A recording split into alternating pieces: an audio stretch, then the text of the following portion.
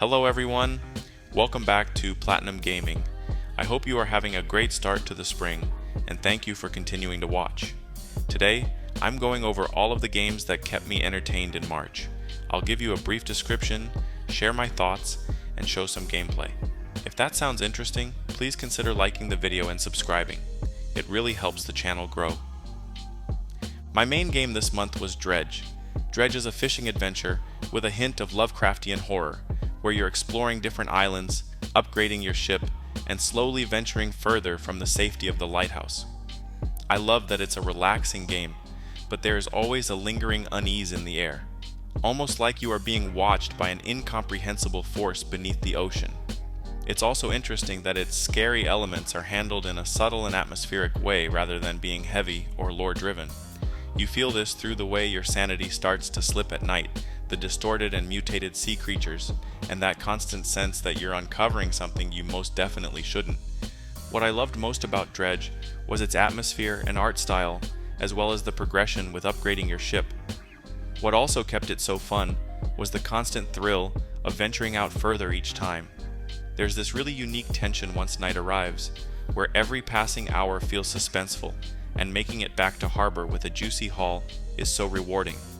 Also, the fishing itself is simple but addicting, and that loop of going out, catching fish, upgrading, and pushing a little farther never got old.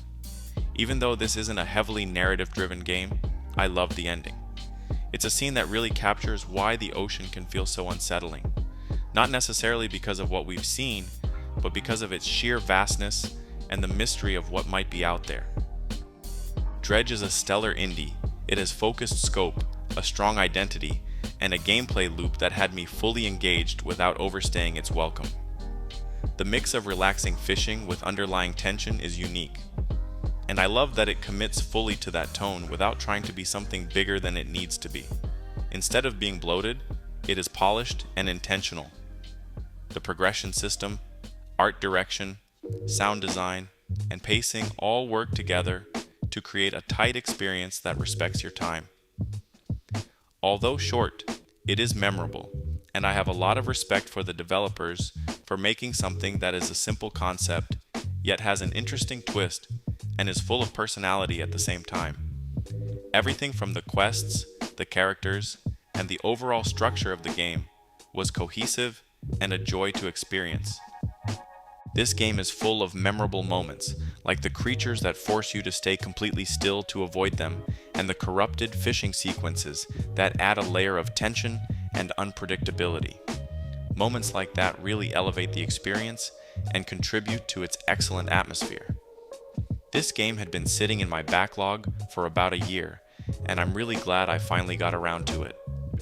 The craziest part is that it only took me about 11 hours to finish, which makes it a game I would definitely prioritize. I definitely recommend this if you're looking for something charming, short, and addictive, with just enough tension to keep things interesting. And when it comes to the Platinum, this is one I'll definitely be coming back to later this year. Lately, I've been having a really great time just going through my backlog without attempting to get Platinum trophies, and July is shaping up to be a perfect time to grind this along with a bunch of other Platinums. Hopefully, I'll break my all-time record of 7 in a month, but I will keep you updated.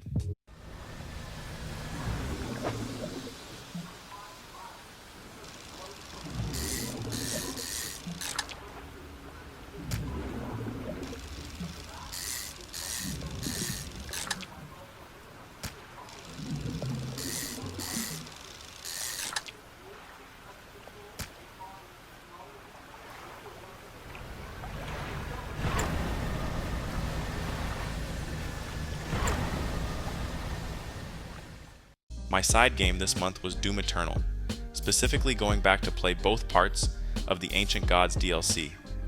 Doom Eternal is an excellent first-person shooter that builds on the foundation of Doom 2016. It emphasizes aggressive yet strategic combat, and when learned, it becomes one of the most satisfying experiences you can have gaming in my opinion. In Eternal, you return as the Doomslayer, battling through waves of demons across Earth, Mars, and incredible otherworldly dimensions. I was a huge fan of the grittiness and settings of Doom 2016, so Eternal actually took a bit to grow on me. But once it did, its more arcadey visual style and faster combat really stood out as a great experience that just oozed personality. From the outrageous glory kills to the crazy enemies the game unveils, this game feels like the result of incredible dedication and talent. What sets Doom Eternal apart is its combat system. You're constantly cycling between weapons, managing resources like ammo, health, and armor, and targeting enemy weak points in real time. In addition, it's all about staying in motion, picking your targets strategically, and overwhelming enemies through sheer damage output. What I love is that the game is structured into levels that blend intense combat arenas with light platforming and exploration, all backed by heavy metal music and a strong sense of personality. It feels like the developers prioritized the player experience and had the freedom to fully express their passion and ambition. I definitely recommend this if you're looking for a fast-paced, high-skill, and incredibly satisfying shooter that rewards you for fully engaging with its systems. Now, the DLC pushes it even further. What I love about The Ancient Gods is that it takes everything the base game does well and cranks it up. It's even faster paced, with more variety in both enemy types and encounters, and the action is relentless from start to finish. It does take some time to get used to, but once you find your rhythm and get a feel for the weapons, damage types, and enemy weak spots, you fall into a flow that becomes incredibly addicting and satisfying. I also appreciate that the narrative is just enough to give you a reason to rip and tear through each setting, but it stays out of the way, offering additional lore only if you're interested. And speaking of the settings, the world building is crazy ambitious and extremely creative. The level of detail and scale in these environments is something I had to stop and appreciate multiple times while playing. Also, I couldn't play the DLC without playing at least a couple matches of battle mode.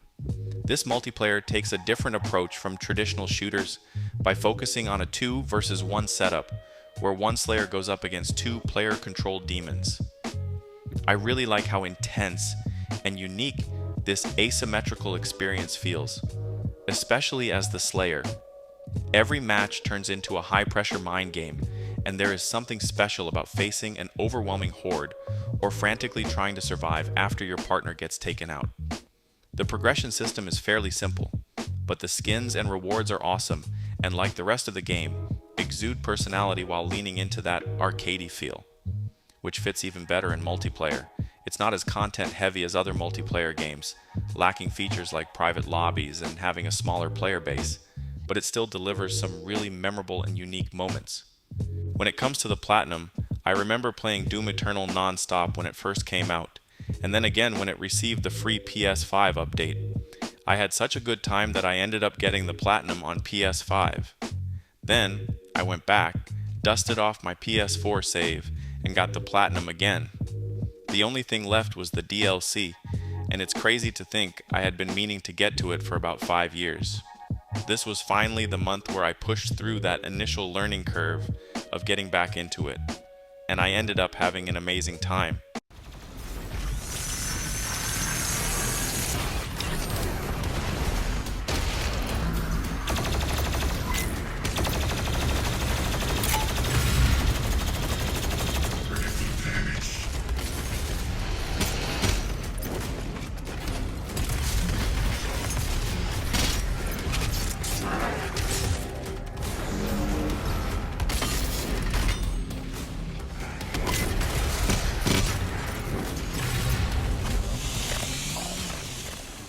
Somewhere in between my playthrough of Dredge and Doom Eternal, I could not resist, and ended up buying a ton of games during the March sale. And one of those games I just couldn't help but get hooked on. That game was Plants vs. Zombies Replanted, and it became my quick hit game for March. I do have mixed feelings about it.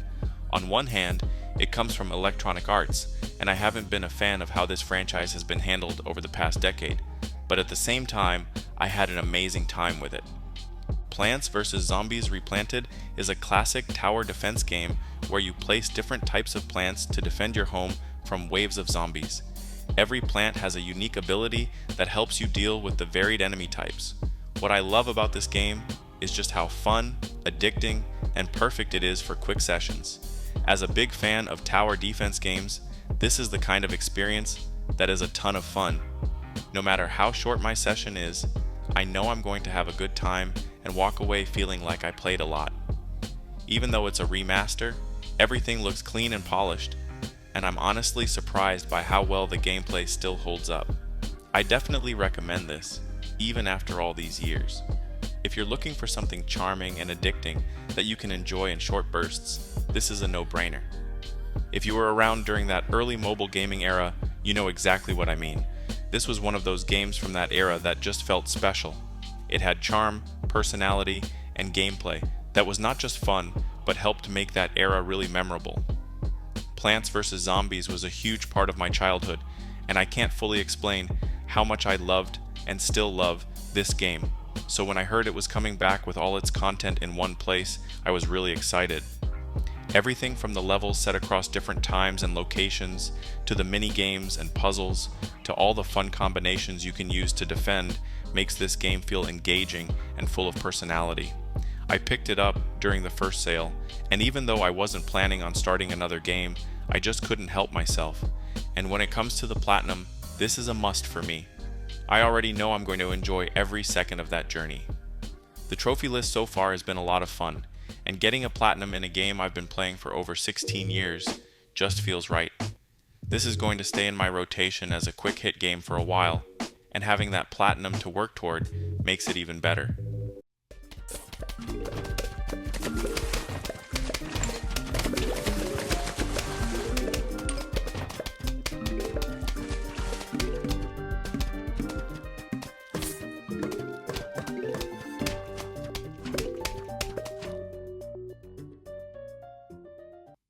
Another game I enjoyed this month was Big Shots. This is part of my attempt to get through my VR catalog.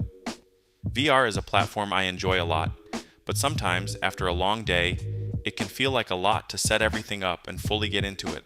That said, once I push past that initial barrier, it's always worth it, and this game was no different. Big Shots is a VR action shooter where you pilot a mech and take on waves of enemies, including giant bugs, with a mix of chaotic combat and arcade-style progression. And for anyone who knows me, I love mechs, so this is right up my alley. I also really like the Borderlands-style presentation, and my favorite part has to be the cockpit. There's just something so sick about sitting inside a mech in VR. It all feels incredible, from the immersion and scale to the control and the enemies. It all comes together to deliver a really cool experience. The game itself is just fun, and I've really enjoyed my time with it so far. I definitely recommend this if you're looking for a fun, immersive VR experience, especially if you like mechs and destroying bugs. Also, this is a game I picked up about a year ago because it looked like a great time, especially with crossplay and the potential to jump in with friends. I've put about 2 hours into it so far, and while I had a great experience, I actually decided to pause it for now. And this might sound a little weird, but after putting over 300 hours into Helldivers, I'm a bit tired of killing bugs. However, the good thing is, I got exactly what I wanted out of it. I tried the game, got a taste, had a great time, and now I can come back to it later when I am craving a VR experience like this. For now, I'll be swapping it out for Tentacular, another VR game I paused almost 2 years ago. As for the Platinum, I haven't looked too deeply into the requirements yet, but I can definitely see myself coming back and no-lifing this at some point. I think it's absolutely worth my time. I just hit a point where I needed a different type of game.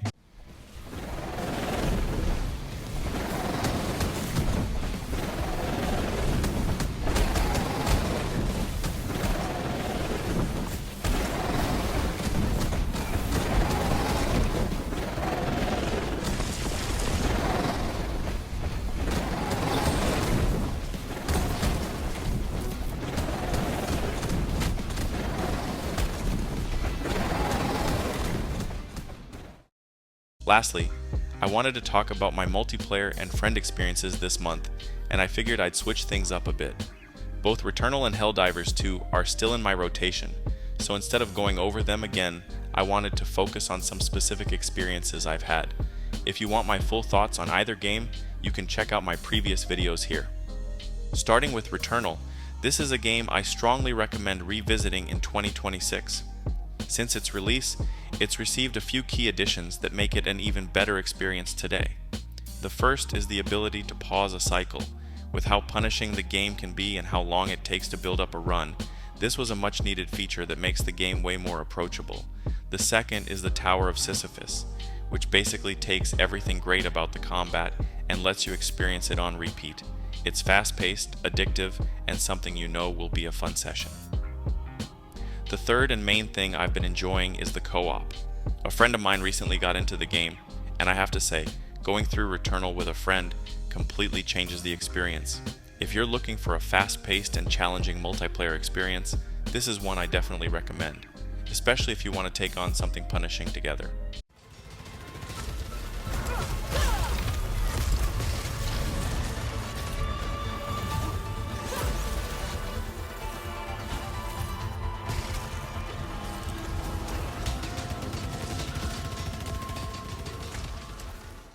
For Helldivers 2, my favorite loadout right now for bugs is the Gatling Barrage, Fire Mines, Gas Mines, and the Supply Pack. This setup absolutely destroys bug breaches and does a great job softening up Bile Titans and Chargers. I pair that with light armor and the additional grenade passive, along with the Trident and gas grenades. It keeps enemies constantly dazed while giving me what feels like almost infinite ammo to deal with smaller bugs and those annoying shriekers. To round things off, the Ultimatum lets me handle the heaviest units and take down large structures when needed. I've been running missions on Impossible difficulty and working my way up to Super Helldive, although I think Impossible difficulty has the perfect balance between fun and challenge. For the Illuminate, I've also been running the new missions on Impossible difficulty with more of an engineer-style loadout. This includes the machine gun, Gatling, and emplacement sentries, again paired with the supply pack. The sentries do a great job covering me while also taking enemy focus away from me. I've been using the Scorcher with shield grenades, which lets me hold my ground and quickly take down overseers without taking much damage. The Ultimatum is still my go-to for dealing with Illuminate ships, and this is where the supply pack really shines, since both of my weapons burn through ammo pretty quickly.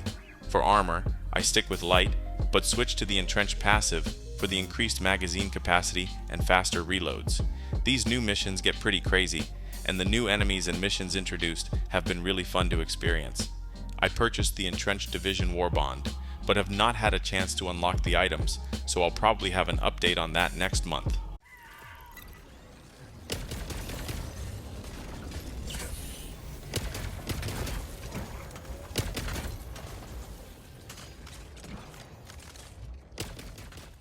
Playing both Helldivers 2 and Returnal with friends this month have been real highlights. I feel like I found a great balance between solo sessions, working through my backlog, and making time to enjoy these experiences with friends. So that's my gaming recap for March. This month, I crossed Dredge, the Doom Eternal DLC, and Plants vs. Zombies off the list, tried a VR experience I'd been looking forward to, and had a great time playing Returnal and Helldivers 2 with friends. Overall, I found that focusing on shorter backlog experiences continues to pay off. I'm finally getting to the games I've been wanting to try for years, while also getting the satisfaction of actually working through and enjoying my backlog. Most importantly, I played what I felt like, paused what I didn't, and just had a lot of fun. Let me know in the comments what you played this month, and if you enjoyed this breakdown, don't forget to like and subscribe for more.